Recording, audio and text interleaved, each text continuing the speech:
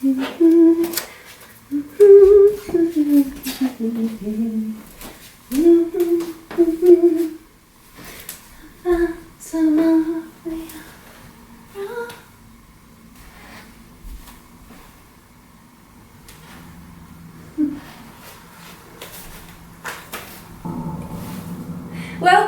to my messy hair and messy desk.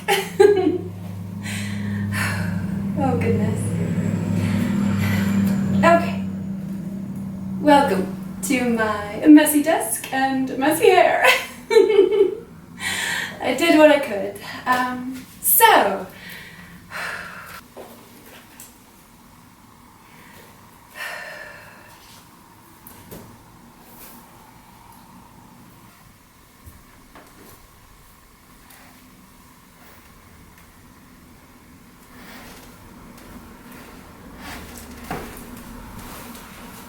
Welcome to my messy hair and messy desk.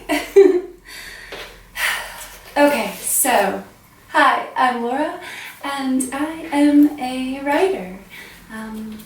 I came up with a little project idea that I want to work on. I believe I will make a little playlist, so you can come write with me, but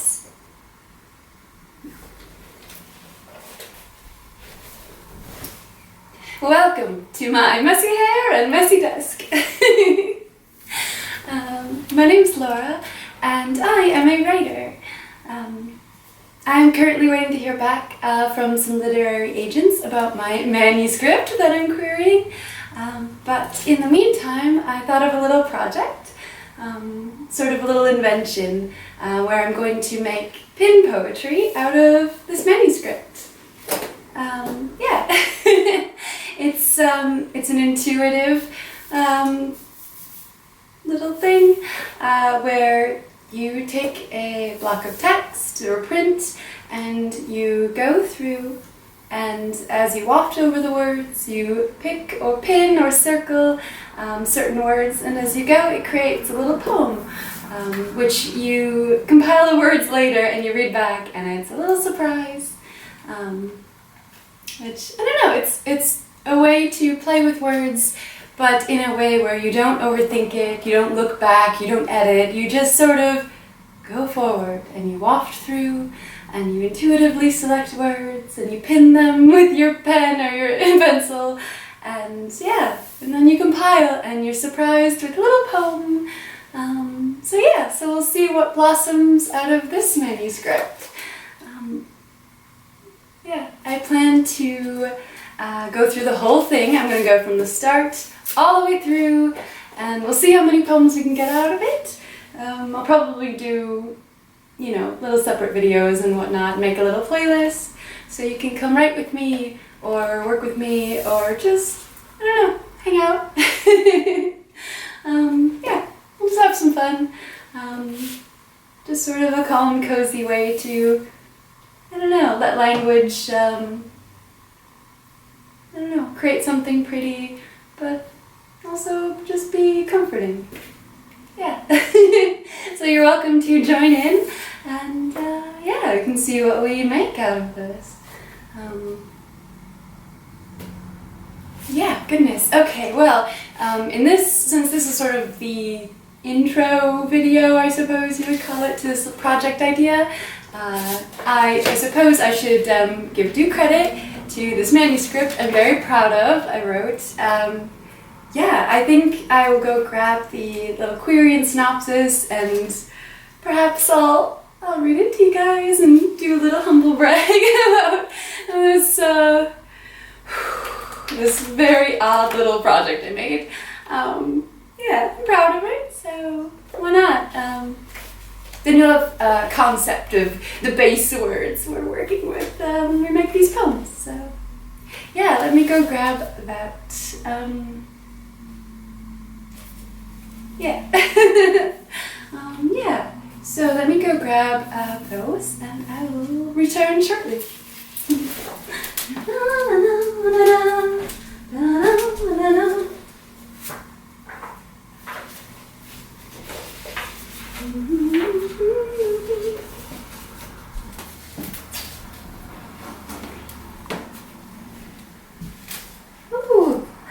sun is coming out! Yay! The sun is coming out. That's a good sign, I believe. Okay, alright, so you can tell I'm a writer because I stumble over my words when I'm speaking. It's dreadful. I'm such a poor communicator in person, but I write eloquently, I swear. But yes, let me do a little bragging about what I wrote. So I wrote a historical horror literary fiction, and it's called Morosely Soft Portrait of No. 111. I was inspired by Hans Bellmer's unsettling obsession with his die pupe, or the doll, 1934 sculpture photography project, and the conspiracy surrounding Edgar Degas and his little dancer sculpture containing organic materials, and overall the terrible reality of what could be produced when such narratives, when such concepts were played with. So it's a historical horror literary fiction through unreliable narrator, morosely self-portrait of No. 111, 53,000 words, is set on the outskirts of 1888 Paris, written in epistolary, dual point of view if you consider his doll to be alive or not, and dwells on themes of obsession, perfection, and coveting within the unwell mind of an artist and sculptor, Doveton Covetet, who is so haunted within the creation of his own world, with wilting perceptions of the prima ballerina, Mademoiselle Mournes, she who perhaps knows it is quite like death. Morosely Self-Portrait No. 111 is the compiled writings of notorious prop maker and sculptor Doveton Covetet, who becomes obsessed with the lifelike construction of his now deceased murdered lover, Mademoiselle Mournes, the prima ballerina of the opera house, convinced this molded plaster, glue, wax, etc. project is possessed by her ghost, prompting Doveton to capture photographic proof of life in this sculpted imitation, companioned with his own documentation of what is noted to be the prima ballerina's death mind, opinions on Deed Covetet himself. He proves an unreliable narrator. Quite possibly, psychotic grief or guilt has consumed him upon the untimely death of Mademoiselle Mournes, resulting in the loss of his position in the Opera Garnier prop department, wherein he retreated to Chateau de Covetet, or so Doveton would have you presume. The truth is much more uncanny, and the manipulation tactics used to vilify his rival for his own presumed murdered crime, and destruction of the opera house property, proving worse planned. Despite presentation, please remember this is purely his point of view. Controversially, the validity of Doveton Covetet has produced the death mind writings himself has not been proven without doubt. So I suppose of yet petrified roots in the Midwest, I'm simply a nerdy girl writing weird horror fiction.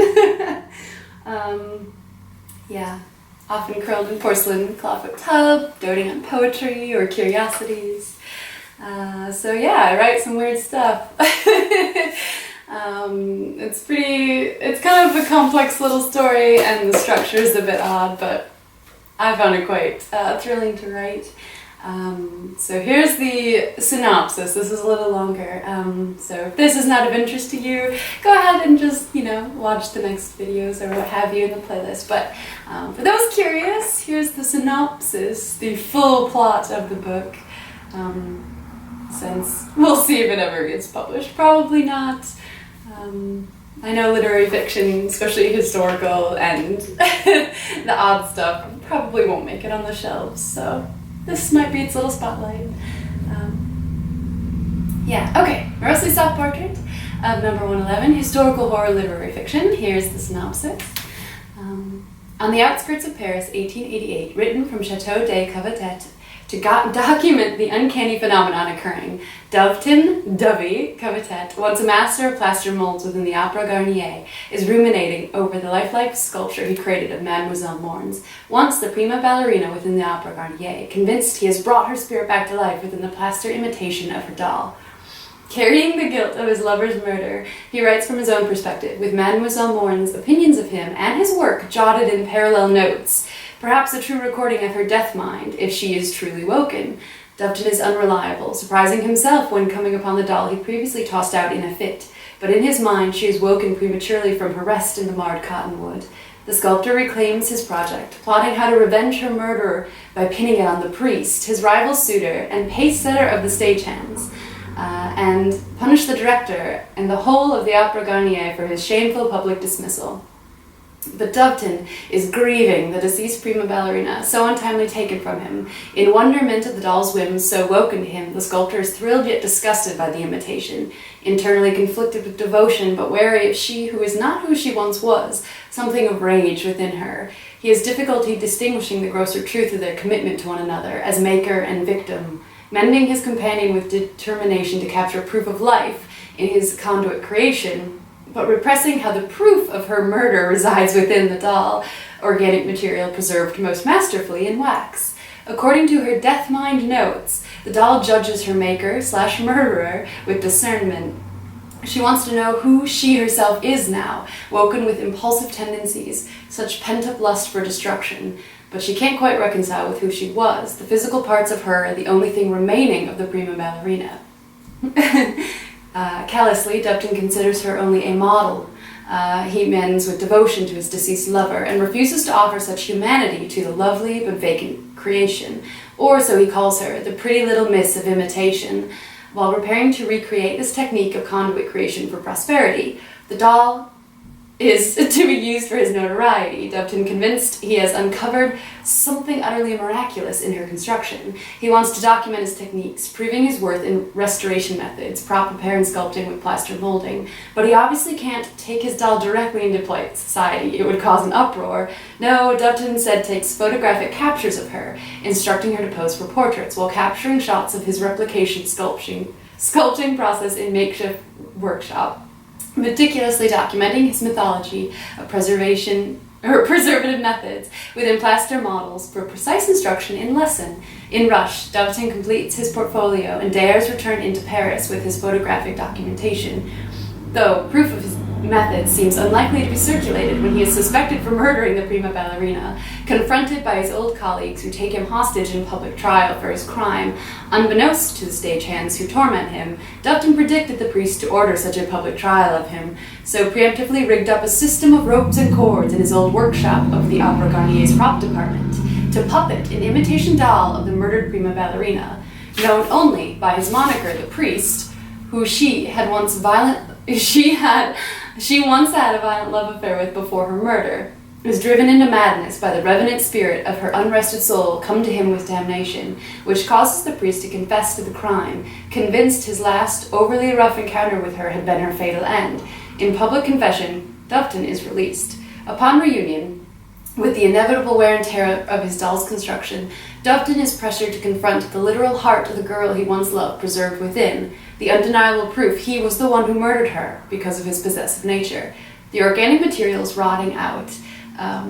Irritated by her companion's grief, the doll claims the organic matter of such internal organs belonged to her, the past holding no right to what is rightfully hers now. She is the one who keeps the organs within her physical construction, perhaps born out of the prima ballerina, or conduit to her spirit, but not her, contending she is one changed. She concludes the physical vessel is truly her own, but her companion can't let go of his lost lover, so Doveton is propelled to preserve the heart no matter what, or perhaps rebury the evidence of his crime, but she is deteriorating. He works to preserve the organic material and the physicality of the doll's construction, despite her complaints, the master of plaster molds well trained for his sculpting skill set. Whatever soul might have been possessing her, his doll is unmistakably void of soul now. She is sufferer of her own world. Doveton detaches his opinion of her from his opinion of the deceased prima ballerina. It all proves pointless, however, when his repair mending is utterly undone. His doll's internal structure deteriorating into the ruin of decay, and of course, most unsurprisingly, photographic captures of her tend not to prove her life once so whimsically real to him. She only looks posed. She's only a doll now. The ghost of Mademoiselle Mourns departed from the conduit. The sculptor is lonely within his damnation. The only option is to toss the doll back into the marred cottonwood, praying this uncanny positioning of rest would reconnect her ghost to the offering of her imitation. It is his unnatural way of patience, but separation from his doll is the most soul-churning yearning. Doveton can't fathom life without her, moments too endless, utterly impatient, and so by will or by possession, he tends to his charge with panic.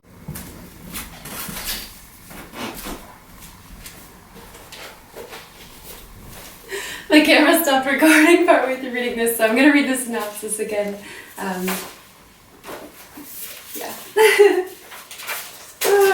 long. Okay, so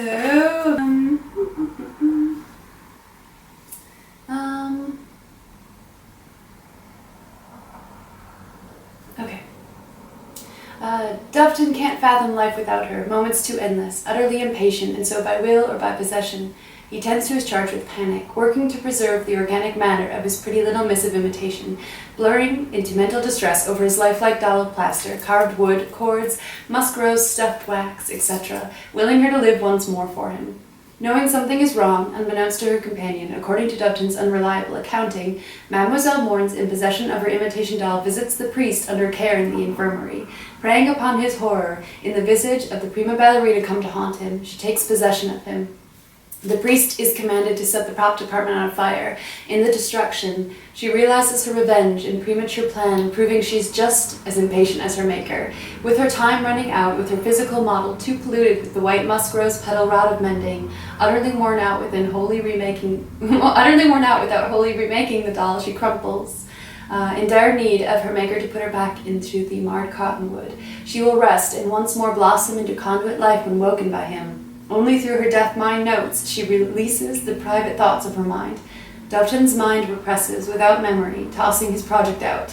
But it is not likely the dead dealing with the physical. Not possible.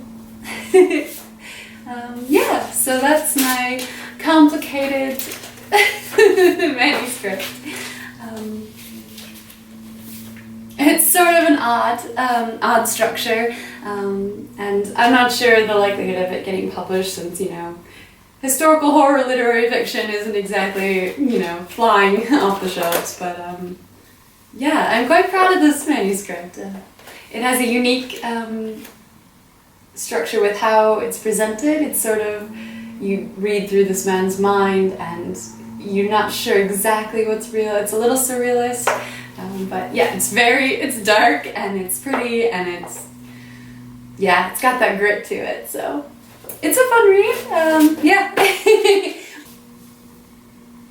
Yeah, so I'm quite proud of this manuscript I put together. It's complex, granted, and it's unique with how it's structured. Reading basically the journal of a madman, or is he? No, he's pretty crazy, but yeah. I don't know.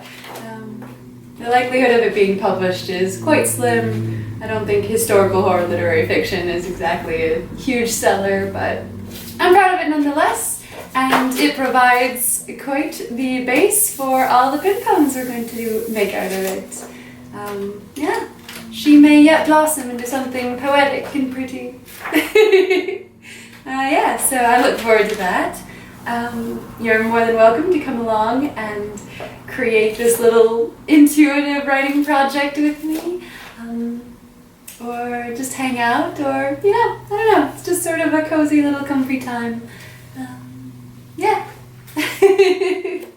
I suppose I've talked for way too long, and you can tell I'm a writer because I'm very stumbly with my words, but yeah, I'm glad to be here, and I'm glad you're here, and yeah, I'll probably see more of you soon. Okay, bye for now. Ooh. Oh, sun.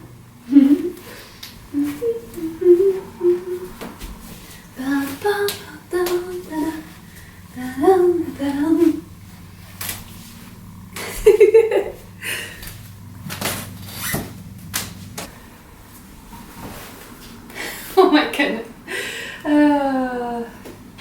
I am such a nerd. Oh my goodness, I'm such a nerd. Okay. I can talk in person, I swear. I'm much more adept at writing. I'm much smoother with writing, I swear. I struggle to speak. Whew. Yeah. This will be fun though. This will be fun. I'm kind of looking forward to see what poem we can make. Yeah.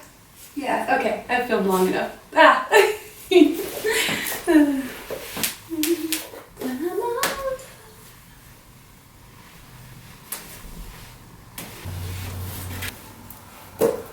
Welcome to my messy hair and messy desk. My name is Laura and I am a writer. Yeah. What am I doing?